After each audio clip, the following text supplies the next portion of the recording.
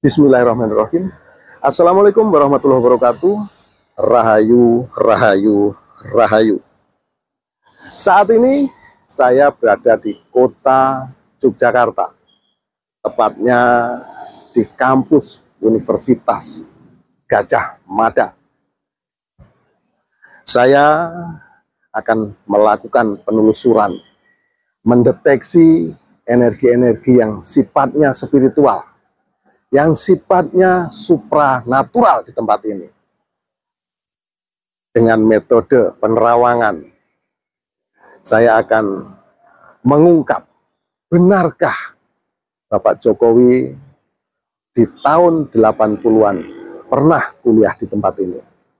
Karena kita ketahui bersama bahwasanya polemik ijazah Bapak Jokowi ini tidak ada hentinya, akan terus dipermasalahkan oleh Roy Suryo dan kawan-kawannya. Ikuti saya terus di Truno Pamungkas mengungkap kebenaran ijazah Bapak Jokowi.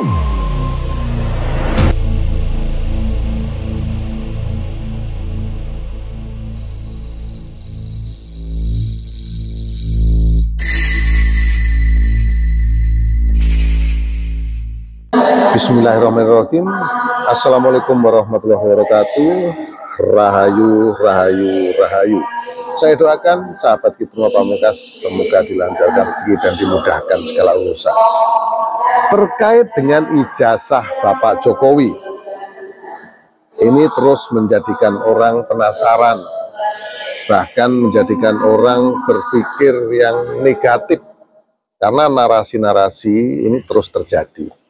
Namun sebelumnya jangan lupa subscribe, tekan tanda lonceng sebagai bentuk notifikasi.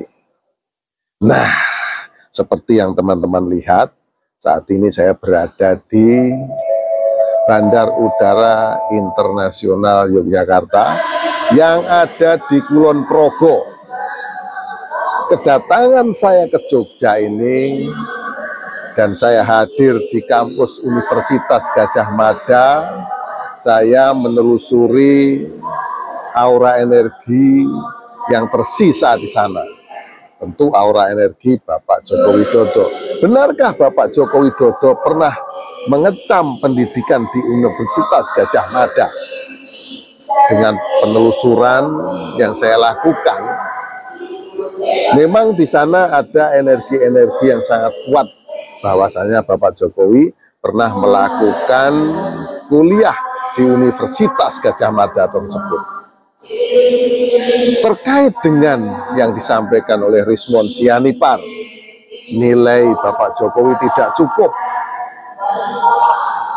Hal ini tidak mempengaruhi ijazah Bapak Jokowi. Kenapa demikian? Karena yang terpenting adalah Bapak Jokowi punya ijazahnya dan sah dikeluarkan oleh Universitas Gadjah Mada. Kalau Roy Suryo dan teman-temannya mempermasalahkan KKN-nya, ini juga tidak menjadi ukuran. Yang pasti Bapak Jokowi ini memiliki ijazah sekali lagi yang dikeluarkan oleh Universitas Gadjah Mada. Jadi narasi-narasi yang terus dibangun oleh Roy Suryo dan teman-temannya ini hanya sekedar orkestrasi. Benar apa yang disampaikan oleh Bapak Joko Widodo, ada hajatan politik besar di balik isu ijazah yang terus mereka hembuskan ini. Ya, sebentar lagi ya boleh dibilang masih lama tahun 2029. Namun mereka sudah ancang-ancang dari sekarang. Mereka sudah merencanakan segalanya dari sekarang. Teman-teman juga semua lihat orang-orang yang didukung mereka, orang-orang yang disokong mereka dari belakang. Contohnya Tom Lembong. Semuanya adalah orang-orang yang bermasalah. Said Didu menghadiri vonis Tom Lembong. Terlihat di sana duduk di sebelah Tom Lembong. Dan apa yang terjadi? Mereka mendukung orang-orang yang korupsi. Ini sudah semakin jelas, semakin gamblang apa yang akan terjadi arahnya kemana. Untuk itu, untuk sahabat semua, sahabat Kitunul Pamungkas khususnya, jangan terpengaruh ya dengan berita-berita yang hanya sekedar berita dan mereka mencari sensasi dan akan membangun opini-opini terus, tentunya opini negatif. Tujuan mereka adalah ingin mengganggu pemerintahan Bapak Prabowo dan Gibran ini. Karena apa? Karena Bapak Prabowo sangat konsisten saat ini memberantas korupsi. Dan melalui pidatonya ya di acara PSI ya, Bapak Prabowo juga mengatakan bahwa uang atau dana untuk mereka membuat keributan ini adalah dana dari hasil korupsi. Makanya mereka terus bagaimana membuat keributan, membangun narasi-narasi, orkestrasi agar orang terpancing ke sana arahnya, dan yang korupsi ini aman.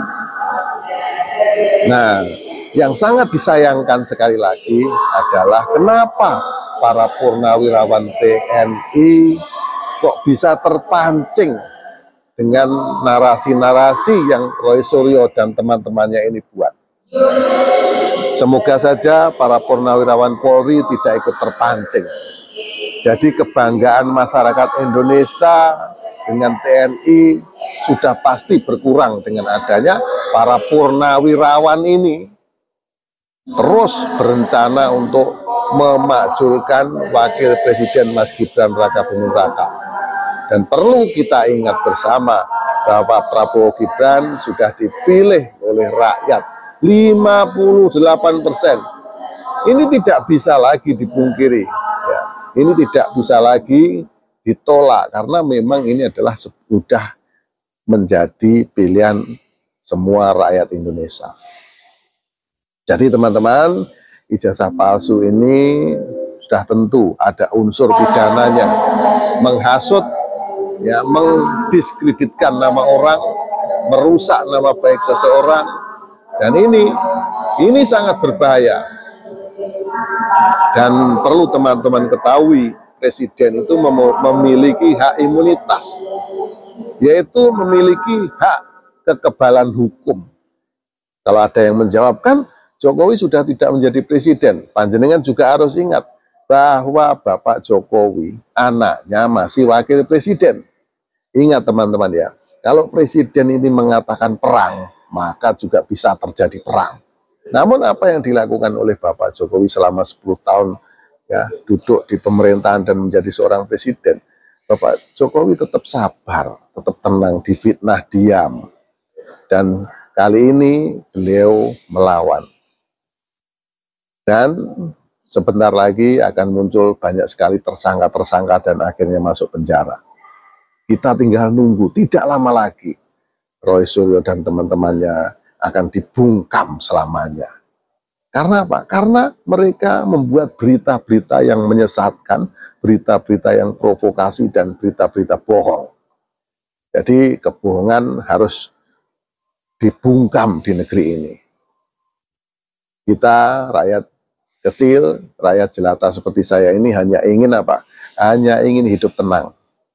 Nah, sekali lagi, saya sampai hadir di kota Yogyakarta dan akhirnya melakukan penelusuran di Universitas Gadjah Mada. Ini semua aku lakukan ya supaya teman-teman semua yakin seperti halnya saya bahwa ijazah Bapak Jokowi asli. Di Universitas Gadjah Mada saya melakukan pendeteksian ya secara spiritual, secara supranatural, ya memang ada getaran-getaran energi yang dimiliki Bapak Jokowi dan kuliah di sana. Sekali lagi, terkait mengenai nilai, mengenai KKN-nya di mana, itu nggak penting. Yang terpenting adalah ijazahnya ada. Dan ijazah ada ini sangat dikuatkan oleh petugas yang ada di Universitas Gadjah Mada yang saat ini sedang bertugas. Itu menyatakan bahwa ijazah Bapak Jokowi dikeluarkan oleh Universitas Gadjah Mada. Dan ini sah. Oke sahabat, demikian yang saya sampaikan. Mohon maaf atas segala kekurangan. Kata-kata yang kurang sopan mohon dimaafkan. Akhirul salam wabillahi taufiq wal hidayah. Wassalamualaikum warahmatullahi wabarakatuh. Rahayu.